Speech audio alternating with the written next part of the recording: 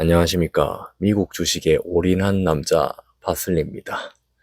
여러분, 최근 외환 시장을 보면서 어떤 생각들을 하셨습니까? 불과 얼마 전까지만 해도 원 달러 환율이 1,500원 선 뚫고 올라가서 1,550원, 1,600원을 가냐 마냐 이런 말이 오갔거든요. 그게 이제 순식간에 1,400원대로 꺾여 내려와서 지금 영상을 찍는 지금 시점에 1,417원 정도에서 오르락내리락 하고 있습니다.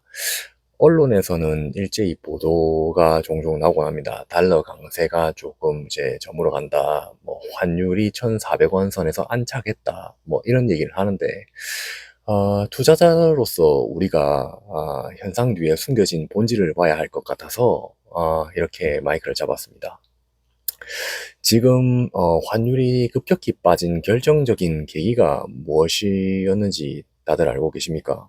바로 이제 SK 하이닉스. 얘네들이 이제 미국 ADR 상장에 따른 약 300억 달러, 40조 원 정도 규모의 초대형 외화 유입이 있었기 때문입니다.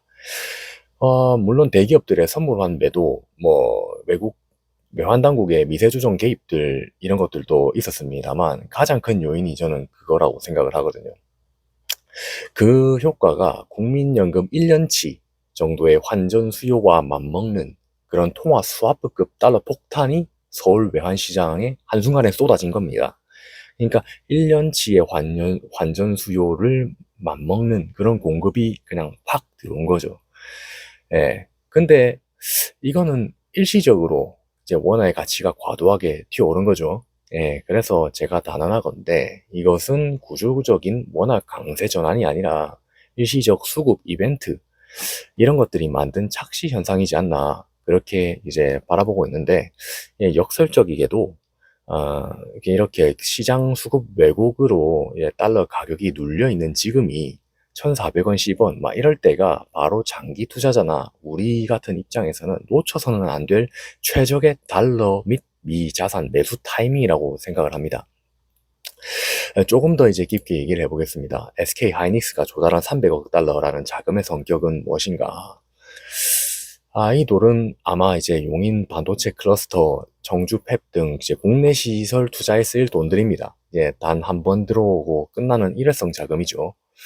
예, 시장은 이제 새로운 뉴스와 눈앞의 수급에 아주 민감하게 반응을 합니다.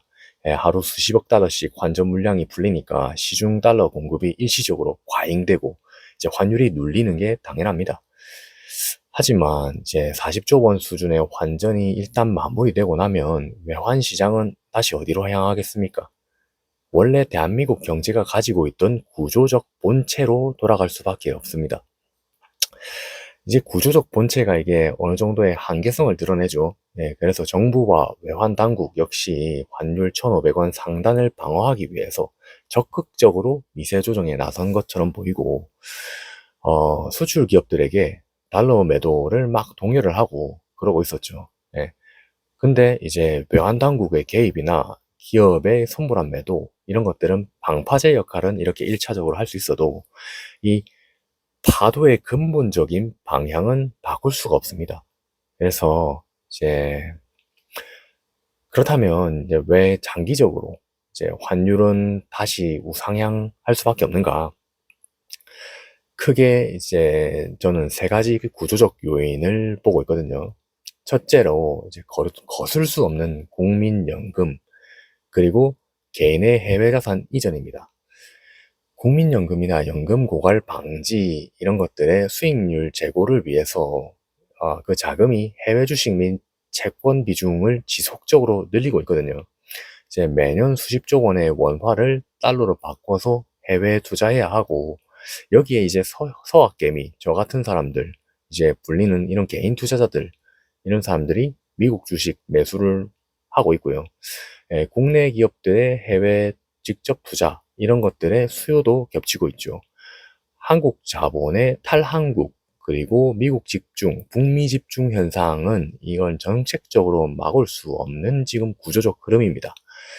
예, 우리나라에서 아무리 이제 한다 할지라도 너무 꼬였어요, 지금. 이 실타래가 너무 엉켜 있기 때문에 한두 개의 정책 가지고는 이 큰 흐름을 바꿀 수가 없습니다, 이미. 둘째로, 한국 경제의 잠재 성장률 하락, 그리고 인구 구조로 보고 있습니다. 초고령 사회에 진입했고, 우리는 이제 노동 인구가 계속 감소하고 있고, 그리고 제조업 중심의 성장 한계도 이제 부닥치고 있죠. 대한민국 경제, 이게 기초 체력이 예전과는 다릅니다. 우리 어머님 세대, 그때와는 다르죠. 과거와 너무 다르기 때문에 지금 원화의 가치는 결국 한국 경제의 체력을 반영하는데, 우리 장기적인 성장 동력이 이렇게 약화된 상황에서 원화가 달러 대비 지속적인 강세를 보이기에는 구조적으로 좀 어렵지 않나, 그렇게 개인적으로 보고 있습니다. 예. 셋째로, 한미 금리 차이죠. 금리 차이에서 글로벌 통합 패권, 이거에 대해서 조금 더 짚고 가야 되는 게, 미국 연준이 금리를 일부 조정한다고 하더라도 이제 미국은 압도적인 기술 혁신, 그런 것들이 있죠. AI와 빅테크, 그리고 자본 집중도가 그쪽으로 돼 있고, 그런 것들을 바탕으로 글로벌 자금을 지금 블랙홀처럼 막 흡수하고 있거든요. 게다가 지금 트럼프 정부의 정책들도 계속 이제 제조업 기반 그런 것들 자본들을 미국 속으로 다 이전시키려고 하고 있는 그런 정책들을 강하게 추진하고 있습니다. 그걸 통해서 이제 관세 업다운 하면서 임기 초부터 어, 리스크들이 막 우리 투자자들한테 리스크들이 많이 벌어졌잖아요. 예, 그거의 연장선입니다.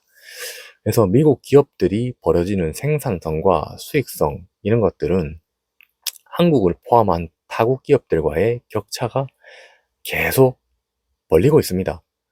그래서 자금은 항상 수익률 높은 곳으로, 투자자들은 그쪽으로 몰리게 되어 있고, 그 결과 이제 달러가 구조적으로 우리 원화에 비해서 우위로 귀결되게 됩니다. 저 같은 개인 투자자도 그럴지인데, 이제 한국에서 국내 투자를 했을 때 메리트가 크게 없어지고 있거든요. ISA 투자, 그 계좌조차도, ISA 계좌조차도 얼마 전에, 이제 메리트가, 장기 투자를 했을 때 메리트가 없어지는 방향으로 가고 있고, 참 안타깝습니다. 예, 그래서 이제, 정부 정책 측면에서도 우리가 생각을 해봐야 합니다. 외환 당국이 환율 급등을 막기 위해서 외환 보유액을 쓰고 기업들을 설득하는 것, 뭐 이런 것도 물가 안정과 금융시장의 심리 방어, 이런 것들이 단기 목표로 작용하기 때문인데, 하지만 정부도 무한정 달러를 이렇게 풀어가지고 원화를 떠받칠 수는 없지 않습니까? SK나 이런 대기업들을 이용해가지고. 과거에 1100원, 1200원 이런 것들의 상단이었던 시절이 이미 끝났거든요. 그래서 이제 외환 시장은 뉴노멀이라고 얘기를 하고 있고, 그 뉴노멀이라는 그 구조는 1,400원대, 지금 이 시점이 바닥이고 하단이 되는 구조로 이미 개편됐습니다. 그래서 지금처럼 대형 이벤트, 하이닉스의 ADR 등으로 인해서 외환 시장이 일시적 이런 오버슈팅, 언더슈팅, 뭐 이런 것들이 보이면서 1,400원 초중반까지 이렇게 밀려 내려왔을 때, 이때 정부가 만들어준 달러 박앤세일 기간이거든요. 우리들한테는 기회입니다. 달러를 이제 월급으로 받으시는 분들은 이제 손해가 되는 부분이지만, 달러를 안 가지고 계신 분들은 지금 시간이 참 외화 자산을 저렴하게 비축할 수 있는 드문 골든 타임이지 않나, 그렇게 활용해야 되지 않나 싶습니다. 물론 이제 올인하지 말라, 올인을 그렇게 부추기는 건 아닙니다. 이제 이런 시기를 맞춰서 이제 나눠서 분할 매수를 해 가시는 거죠. 예, 25% 정도씩 아니면 10%씩 이렇게 달달이 환전을 해가는 겁니다. 이런 타이밍 때.